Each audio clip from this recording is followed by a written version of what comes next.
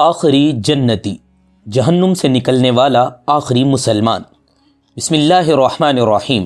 السلام علیکم پیارے دوستو، جہنم بہت ہی برا مقام ہے، بہت ہی برا ٹھکانہ ہے۔ یہ وہ جگہ ہے جو اللہ تعالیٰ نے کافروں، مشرکوں، منافقوں اور فاسق فاجر لوگوں کے لیے تیار کر رکھی ہے۔ لیکن یاد رہے، کچھ مسلمان ایسے بھی ہوں گے جو ایمان لانے والے ہوں گے اور ایمان لانے کے باوجود اپنے گناہوں کی وجہ سے جہنم میں ڈال دیے جائیں گے۔ آپ ذرا خود تصور کریں، سب لوگ حساب کتاب سے گزر چکے ہیں، پل صراط پار ہو چکا ہے، اہل جنت کی نعمتوں میں داخل ہو چکے ہیں اور جہنم کے دور و دیوار خاموشی میں ڈوبے ہیں۔ لیکن اس کے بعد بھی ایک ایسا شخص باقی ہوگا، ایک ایسا مسلمان جو سب سے آخر میں جہنم سے نکالا جائے گا اور سب سے آخر میں جنت میں داخل کیا جائے گا۔ اس حوالے سے دوستو، آج کی اس ویڈیو میں ہم آپ کو وہ ایمان افروز واقعہ سنانے جا رہے ہیں جو صحیح احادیث میں موجود ہے۔ آئیے سنتے ہیں اس آخری جنتی کی حیران کن کہانی۔ دوستو، جہنم میں رہنے والے سب سے آخری مسلمان کے بارے میں روایات میں یوں بیان ہوا ہے کہ ایک دن نبی کریم صلی اللہ علیہ وسلم اپنے صحابہ کے ساتھ مجلس میں تشریف فرما تھے۔ اچانک ایک صحابی نے ادب کے ساتھ سوال کیا، یا رسول اللہ، کوئی ایسا مومن بھی ہوگا جو جہنم میں رہے گا؟ تو رسول اللہ صلی اللہ علیہ وسلم نے ارشاد فرمایا کہ ہاں، ایک وقت ایسا بھی آئے گا، ایک مومن جہنم کی گہرائیوں میں 1000 سال تک ڈوبا رہے گا۔ جہنم کے شعلوں سے لپٹی ہوئی دیواریں، دھواں اور گھٹن ہر طرف پھیلا ہوا ہوگا اور آگ کے شعلے اس کی گرد مسلسل جھلستے رہیں گے۔ ہر طرف چیخو پکار کی آوازیں گونج رہی ہوں گی اور وہ شخص ایک لمحے کے لیے بھی سکون نہیں پائے گا، مگر یہ مومن ہار نہیں مانے گا، وہ مسلسل اپنے رب کو پکارتا رہے گا، یا حنان یا منان، اور اس کی آواز اتنی بلند ہوگی کہ ایک دن یہ آواز جہنم کے شور، دھوئیں اور شعلوں کے بیچ سے گزر کر حضرت جبرائیل علیہ السلام تک پہنچ جائے گی۔ حضرت جبرائیل علیہ السلام حیرت اور تجسس سے کہیں گے، سبحان اللہ، یہ کیسی عجیب بات ہے، جہنم کے تاریک اور دہکتے ہوئے اندھیروں میں کوئی ایسا شخص بھی ہے جو اللہ کو یا حنان یا منان کے نام سے پکار رہا ہے۔ پھر حضرت جبرائیل علیہ السلام عاجزی اور خشوع کے ساتھ اللہ کے عرش کے سامنے حاضر ہوں گے، سجدے میں گر کر رب کی حمد و تسبیح بیان کریں گے۔ تب اللہ رب العزت ارشاد فرمائے گا، اے جبرائیل، اپنا سر اٹھاؤ اور بتاؤ تم نے کیا عجیب منظر دیکھا ہے۔ پھر حضرت جبرائیل علیہ السلام اللہ کی بارگاہ میں عاجزی و خشوع کے ساتھ عرض کریں گے، یا رب العالمین، آج میں نے جہنم کے گہرے گڑھے سے ایک عجیب و غریب آواز سنی ہے اور وہ مسلسل پکار رہی تھی، یا حنان یا منان۔ اس وقت اللہ رب العزت ارشاد فرمائیں گے، اے جبرائیل، جہنم کے دروغے کے پاس جاؤ اور اسے کہو کہ وہ بندہ جو یا حنان یا منان کی صدائیں لگا رہا ہے، اسے جہنم سے نکال کر تمہارے حوالے کر دے اور پھر تم اسے میرے پاس لے آؤ۔ حضرت جبرائیل علیہ السلام اپنی قدرت اور عزت کے ساتھ جہنم کے دروازے تک تشریف لائیں گے۔ دروازے پر دستک دیتے ہی جہنم کے دروغے مالک باہر آئیں گے اور حضرت جبرائیل علیہ السلام انہیں اللہ کا پیغام پہنچائیں گے۔ یہ سن کر جہنم کے دروغے مالک عاجزی اور خوف کے عالم میں فوراً اس بندے کو تلاش کرنے نکلیں گے جو جہنم کے شعلوں، دھوئیں اور چیخو پکار کے درمیان اللہ کو پکارتا رہا تھا۔ اس کے بعد رسول اللہ صلی اللہ علیہ وسلم نے ارشاد فرمایا، جیسے ماں اپنے بچے کو پہچانتی ہے، ایسے ہی جنت کا دروغہ مالک جہنمیوں کو پہچانتا ہے۔ لیکن اس کے باوجود حضرت مالک یا حنان یا منان کہنے والے شخص کو تلاش نہ کر پائیں گے اور باہر تشریف لے آئیں گے۔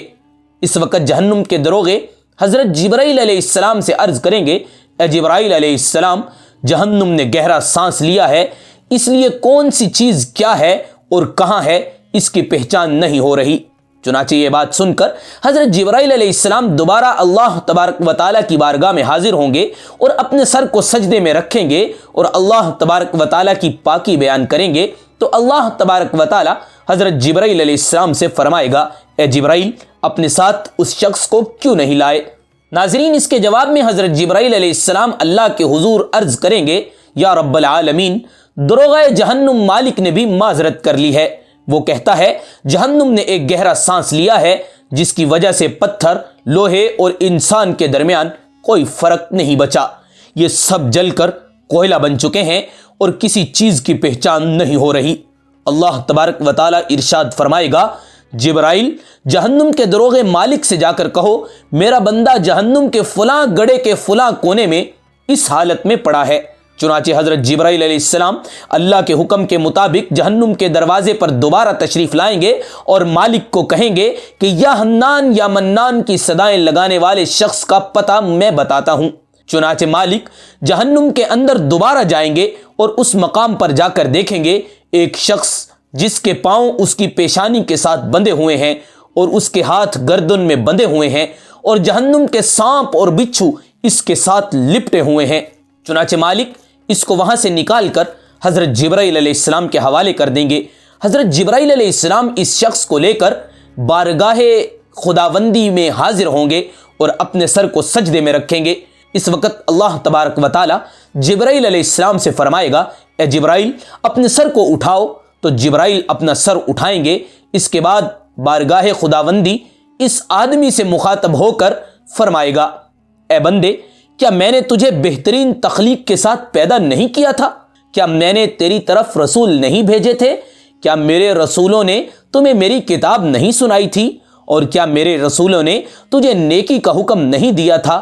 اور کیا میرے رسولوں نے تجھے برائی سے منع نہیں کیا تھا؟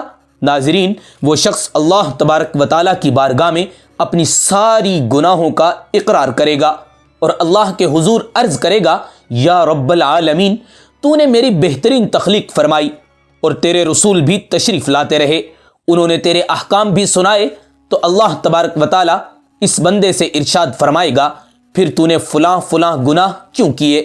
وہ شخص اللہ تبارک و تعالیٰ کی بارگاہ میں عرض کرے گا، یا رب العالمین میں نے اپنی جان پر ظلم کیا جس کی وجہ سے مجھے جہنم میں ڈال دیا گیا۔ وہ بندہ اللہ تبارک و تعالیٰ کی بارگاہ میں عرض کرے گا، یا رب العالمین اس کے باوجود بھی میری امید نہیں ٹوٹی، مجھے تیری رحمت سے امید تھی، اس لیے میں تجھے پکار رہا ہوں اور تو نے مجھ پہ اپنا کرم کیا اور مجھے جہنم سے نکال دیا۔ میرے پروردگار مجھ پر رحم فرما، مجھے بخش دے۔ اس کے بعد اللہ تبارک و تعالیٰ ارشاد فرمائے گا، اے فرشتو گواہ رہنا کہ میں نے اس بندے پہ رحم کیا اور اس کو بخش دیا۔ بلکہ حضرت انس رضی اللہ تعالی عنہ بیان فرماتے ہیں کہ رسول اللہ صلی اللہ علیہ وسلم نے فرمایا، سب سے آخر میں جنت میں داخل ہونے والے آدمی کی کیفیت یہ ہوگی کہ وہ جہنم سے نکلنے کے لیے چلتے چلتے منہ کے بل گرے گا، آگ اس کے چہرے کو جھلساتی رہے گی۔ جب وہ جہنم سے گزرے گا تو اسے مخاطب کر کے کہے گا، وہ ذات بابرکت ہے جس نے مجھے تجھ سے نجات دلائی اور مجھے تجھ سے آزاد کر کے جو کچھ عطا کیا وہ پہلوں اور پچھلوں میں کسی کو نہیں دیا۔ اتنے میں اسے ایک درخت نظر آئے گا، وہ کہے گا، میرے رب مجھے اس درخت کے قریب پہنچا دے تاکہ میں اس کا سایہ حاصل کر سکوں اور وہاں کا پانی بھی پی سکوں۔ اللہ تعالیٰ فرمائے گا، اے آدم کے بیٹے پہلے یہ معاہدہ کر کہ اگر میں تیرا یہ مطالبہ پورا کر دوں تو تو کسی اور چیز کا سوال نہیں کرے گا۔ وہ اللہ تعالیٰ سے عہد و پیما کرے گا۔ وہ بندہ کہے گا، اے میرے رب میں اب کسی اور چیز کا مطالبہ ہرگز نہیں کروں گا اور مزید کسی چیز کو تجھ سے طلب نہیں کروں گا۔ لیکن آگے چل کر اس کا رب اس کو معذور سمجھے گا کیونکہ وہ جانتا ہے کہ یہ بندہ صبر نہیں کر سکے گا۔ اللہ تعالیٰ اسے اس درخت کے قریب کر دے گا اور وہ اس کے سائے میں آرام کرے گا اور پانی پیے گا۔ اتنے میں اسے اس درخت کی بنسبت ایک اور خوبصورت درخت نظر آئے گا۔ وہ کہے گا، اے میرے رب مجھے فلاں درخت کے قریب کر دے تاکہ میں اس کا پانی پی سکوں اور اس کے سائے میں آرام کر سکوں، اور میں وعدہ کرتا ہوں کہ مزید کوئی سوال اب ہرگز نہیں کروں گا۔ اللہ تعالیٰ فرمائے گا، ابن آدم کیا تو نے مجھ سے مزید طلب نہ کرنے کا معاہدہ نہیں کر رکھا؟ اب اگر میں تجھے اس درخت تک پہنچا دوں تو مزید کوئی مطالبہ نہیں کرے گا اور وہ آئندہ کوئی سوال نہ کرنے کا عہد و پیما کر لے گا۔ لیکن اس کا رب اسے آئندہ بھی معذور ہی سمجھے گا کیونکہ اسے علم ہے کہ وہ صبر نہیں کر سکے گا۔ اللہ تعالیٰ اسے دوسرے درخت کے پاس پہنچا دے گا، وہ اس کے سائے میں بیٹھے گا اور وہاں کا پانی پیے گا۔ اتنے میں اسے پہلے دونوں درختوں سے بھی زیادہ حسین تیسرا درخت دکھائی دے گا جو جنت کے دروازے کے انتہائی قریب ہوگا۔ وہ عدم صبری کا مظاہرہ کرتے ہوئے دعا کرے گا، اے میرے رب مجھے اس درخت کے قریب کر دے تاکہ میں اس کا بھی سایہ حاصل کر سکوں اور وہاں کا پانی بھی پی سکوں، اور رب میں تجھ سے وعدہ کرتا ہوں کہ مزید تجھ سے کوئی مطالبہ نہیں کروں گا۔ اللہ تعالیٰ فرمائے گا، ابن آدم کیا تو نے مجھ سے پہلے یہ معاہدہ نہیں کر رکھا کہ مزید کسی چیز کا مطالبہ نہیں کرے گا؟ وہ کہے گا، اے میرے رب، میں نے معاہدہ کر رکھا ہے، لیکن میں تیری بارگاہ میں یہ دعا کرتا ہوں کہ مجھے یہ بھی عطا کر دے۔ اس کا رب اسے معذور سمجھے گا اور اس تیسرے درخت کے بھی قریب کر دے گا۔ اس درخت کے قریب پہنچ کر اس بندے کو جنت والوں کی آوازیں سننے لگیں گی، اور وہ بندہ کہے گا، اے میرے رب، مجھے جنت میں ہی داخل کر دے۔ اللہ تعالیٰ فرمائے گا، اے ابن آدم، کون سی چیز ہے جو مجھے تیری دعا قبول کرنے سے روک دے؟ میں تو قادر مطلق ہوں۔ اے میرے بندے، اگر میں تجھے دنیا اور اس کی مثل ایک اور دنیا کے برابر یہ جنت عطا کر دوں تو تو کیسا محسوس کرے گا؟ وہ بندہ کہے گا، اے میرے رب، تو جہانوں کا پالنے والا ہے، اس کے باوجود تو مجھ سے مذاق کرتا ہے، یہ تجھے زیب نہیں دیتا۔ سیدنا عبداللہ بن مسعود رضی اللہ تعالی عنہ یہ حدیث سناتے ہوئے ہنس پڑے اور کہا، کیا تم لوگ مجھ سے میرے ہنسنے کے بارے میں دریافت نہیں کرتے؟ انہوں نے کہا، اچھا، ہنسنے کی وجہ میں بتائے دیتا ہوں۔ عبداللہ بن مسعود نے فرمایا، دراصل رسول اللہ صلی اللہ علیہ وسلم اس مقام پر اسی طرح ہنسے تھے۔ صحابہ رضوان اللہ علیہم اجمعین نے پوچھا، اللہ کے رسول، آپ کیوں ہنستے ہو؟ آپ نے فرمایا، جب اس بندے نے کہا، اے اللہ، تو جہانوں کا پالنے والا ہے، اس کے باوجود تو میرے ساتھ مذاق کرتا ہے، تو اللہ تعالیٰ یہ جواب سن کر ہنس پڑیں گے، اس لیے میں بھی ہنس پڑا۔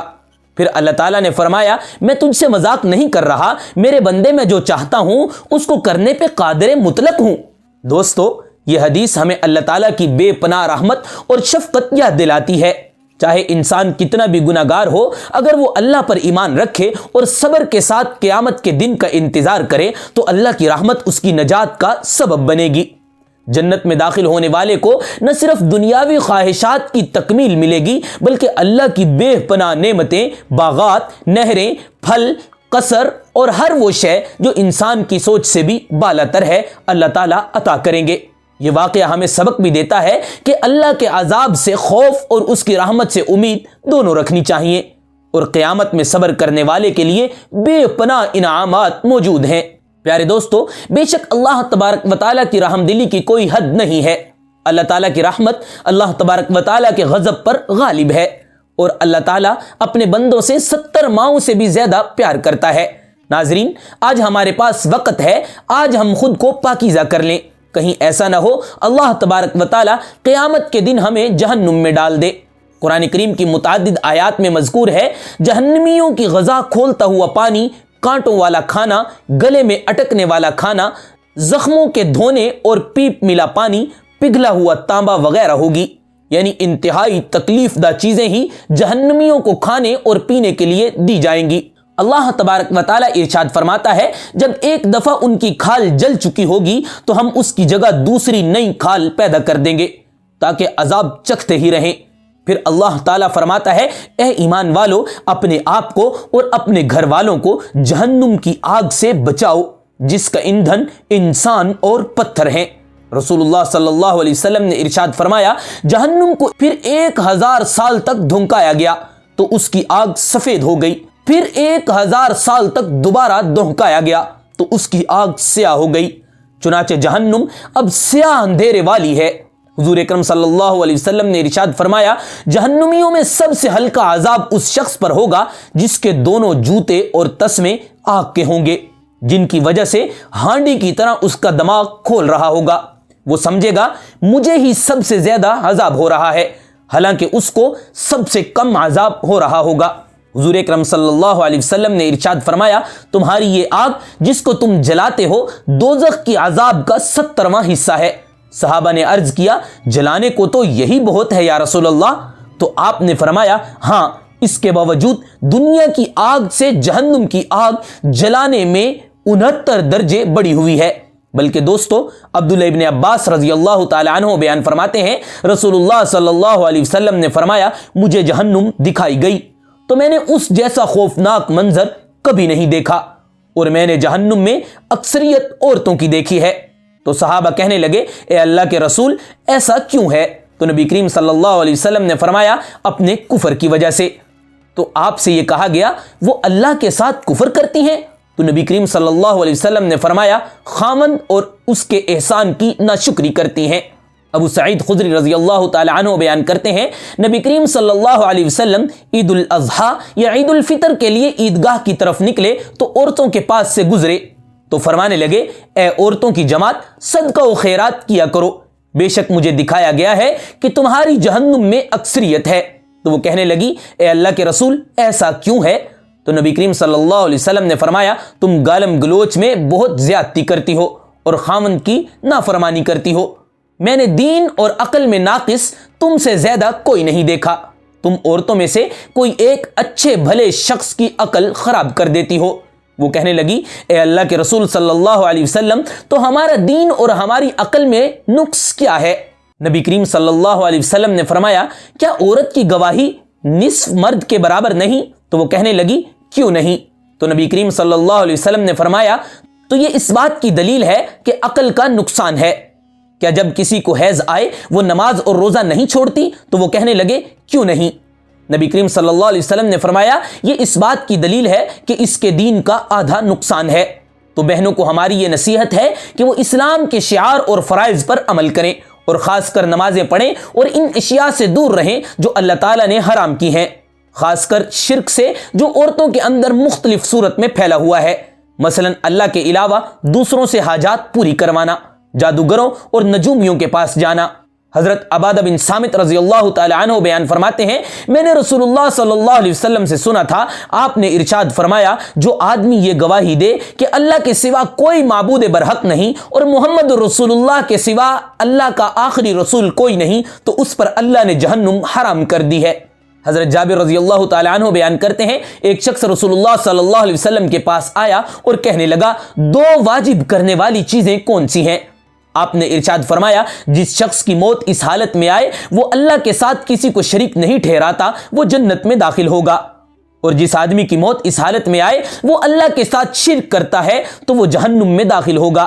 اللہ رب العزت خود فرماتا ہے یقین کر لو کہ جو شخص اللہ کے ساتھ شریک ٹھہراتا ہے اللہ نے اس پر جنت حرام کر دی ہے اور اس کا یقیناً ٹھکانہ جہنم ہے۔ بلکہ رسول اللہ صلی اللہ علیہ وسلم نے ارشاد فرمایا قیامت کے دن سب سے پہلے جس شخص کا فیصلہ کیا جائے گا وہ ایک شہید ہوگا، چنانچہ اسے لایا جائے گا، اللہ تعالیٰ اسے نعمتیں یاد دلائے گا اور وہ انہیں یاد کر لے گا یعنی اقرار کر لے گا، پھر اللہ تعالیٰ اس سے پوچھے گا ان نعمتوں میں تم نے کیا عمل کیا؟ وہ جواب دے گا میں تیرے راستے میں قتال کرتے کرتے شہید ہو گیا تھا۔ اللہ تعالیٰ کہے گا تو جھوٹ بولتا ہے، تو نے تو قتال صرف اس لیے کیا تھا تجھے لوگ جرت مند کہیں، چنانچہ ایسا ہی کہا گیا۔ پھر اللہ تعالیٰ اس کے متعلق حکم دے گا اور اس کو چہرے کے بل گھسیٹ کر جہنم میں پھینک دیا جائے گا۔ پھر ایک اور شخص لایا جائے گا جس نے علم حاصل کیا تھا اور اس نے لوگوں کو تعلیم دی تھی، وہ قرآن کا قاری اور عالم تھا۔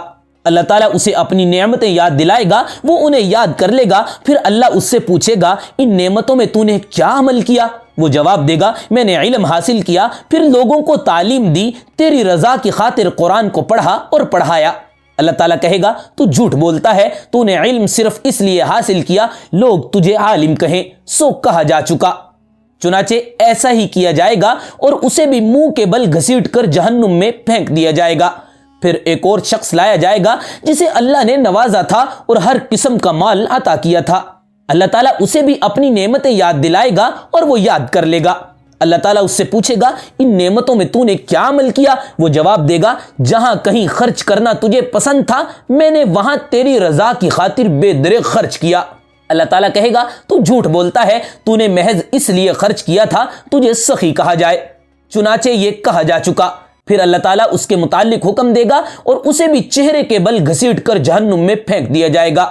ناظرین بس میں اپنی بات اس حدیث پہ ختم کرتا ہوں کہ حضور اکرم صلی اللہ علیہ وسلم نے ارشاد فرمایا 5 امور سے قبل 5 امور سے فائدہ اٹھایا جائے، بڑھاپا آنے سے قبل جوانی سے، مرنے سے پہلے زندگی سے، کام میں مشغول ہونے سے پہلے خالی وقت سے، غربت آنے سے پہلے مال سے، بیماری سے قبل صحت سے۔ پیارے دوستو انتہائی تکلیفوں کی جگہ جہنم سے بچنے کا ایک ہی طریقہ ہے ہم اپنی دنیاوی زندگی کے احکام نبی کریم صلی اللہ علیہ وسلم کے طریقے کے مطابق گزارنے کی کوشش کریں۔ چنانچہ شاعر مشرق علامہ اقبال نے کہا ہے عمل سے زندگی بنتی ہے جنت بھی جہنم بھی، یہ خاکی اپنی فطرت میں نہ نوری ہے نہ ناری ہے۔ اور دوستو ایک اور حقیقت یاد رکھیں، ہماری ہر سوچ، ہر قدم اور ہر چھوٹی کوشش بھی آخرت میں وزن رکھتی ہے۔ اللہ تعالیٰ صرف بڑے اعمال یا بڑے فریضوں کو نہیں دیکھتا، بلکہ ہمارے چھوٹے چھوٹے نیک ارادے، دوسروں کے لیے کی جانے والی مدد اور دل سے کی جانے والی دعا بھی جنت کے دروازے کھولنے کا سبب بنتی ہے۔ اس لیے زندگی کو چھوٹے چھوٹے لمحوں میں بھی نیکیوں سے بھرنا ضروری ہے، کیونکہ قیامت کے دن یہی لمحے ہمارے لیے روشنی اور رحمت کا ذریعہ بنیں گے۔ اور یاد رکھیں، اللہ کی رحمت اس سے بڑھ کر ہے جو ہم تصور کر سکتے ہیں، بس ہمیں اپنے دل کو صاف رکھنا ہے اور اس کی راہ میں قدم بڑھانا ہے۔ لہٰذا دوستو یہ بات ہمیشہ یاد رکھیں، ہماری زندگی میں جو لمحے ہم دوسروں کے لیے خیر، محبت اور نیکی کے ساتھ گزارتے ہیں، وہی ہمارے لیے آخرت میں سب سے بڑی دولت بن کر واپس آتے ہیں۔ کبھی یہ مت سوچئے گا کہ چھوٹے اعمال ہیں، اثر کیا ہوگا، کیونکہ اللہ تعالیٰ کی نظر میں نیت سے بڑی حیثیت کوئی چیز نہیں رکھتی۔ ہر دن، ہر لمحہ، ہر عمل ایک موقع ہے ہم اپنی روح کو روشنی سے بھر دیں اور اپنی زندگی کو اس طرح سنواریں کہ قیامت کے دن ہم اپنے اعمال پر فخر محسوس کریں۔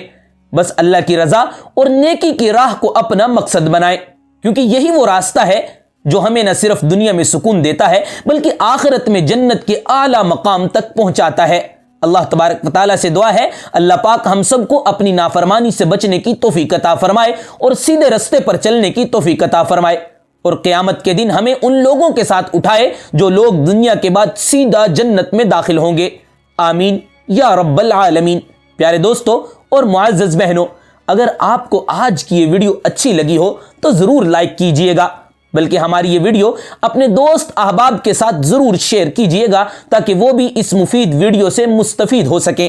اور ہاں، ہمیں آپ کی رائے جان کر بہت خوشی ہوگی، تو کمنٹ سیکشن میں اپنی قیمتی رائے، تاثرات یا سوالات ضرور شیئر کیا کریں۔ اگر آپ چاہتے ہیں ہماری اگلی ویڈیو بھی آپ تک پہنچے تو چینل بھی ضرور سبسکرائب کر لیجئے اور بیل آئیکن کو بھی دبا لیجئے۔ ہر قدم پر اللہ ہم سب کا نگہبان۔